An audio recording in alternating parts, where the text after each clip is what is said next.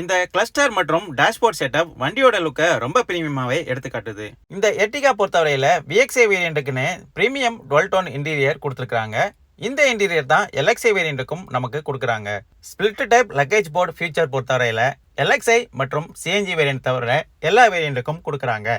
All row adjustable headrest ஃபீச்சரும் நமக்கு base வேரியண்ட்ல இருந்தே கொடுக்குறாங்க. செகண்ட் ரோல ஒரு 12 வோல்ட் சார்ஜிங் சாக்கெட்டும் கொடுத்துருக்காங்க. இந்த இடத்துல ஏசி வண்டி எதுவும் கொடுக்கறது இல்ல, ஏன்னா நமக்கு ரூஃப்லயே ஆல்ரெடி ஏசி மவுண்ட்ஸ் கொடுத்துருக்காங்க.